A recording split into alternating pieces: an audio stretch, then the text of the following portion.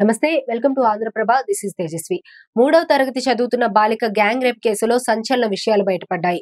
బాలికను అత్యాచారం చేసి చంపింది ముగ్గురు మైనర్ బాలురే.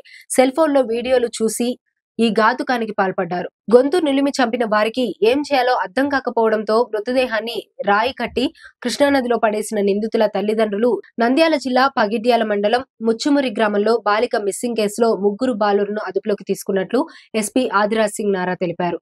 మైనర్ బాలిక పార్కు దగ్గర ఆడుకుంటూ ఉండగా అక్కడే ఉన్న ముగ్గురు బాలురు ఆ అమ్మాయికి చాక్లెట్ ఆశ చూపించి అమ్మాయిని అత్యాచారం చేసి గొంతు నులిమి చంపారు అన్నారు. వారికి ఏం చేయాలో అర్థం కాక కొంత దూరం సైకిల్ తో మోటార్ వాహనంతో అమ్మాయిని తీసుకెళ్లారని, ఆ ముగ్గురు పిల్లల్లో ఒక బాలుడి తండ్రి, మరో బాలుడి పెద్దనాన్న వారికి సహకరించి అమ్మాయి మృతదేహాన్ని కృష్ణానదిలో రాయి కట్టి పడేసినట్లు పోలీసులకు సమాచారం ఇచ్చారు. వారి సమాచారం మేరకు ఎస్డీఆర్ఎఫ్, ఎన్డీఆర్ఎఫ్ బృందాలతో సెర్చింగ్ నిర్వహించామని, అమ్మాయి డెడ్ బాడీ కోసం గాలింపు చర్యలు చేస్తున్నామన్నారు.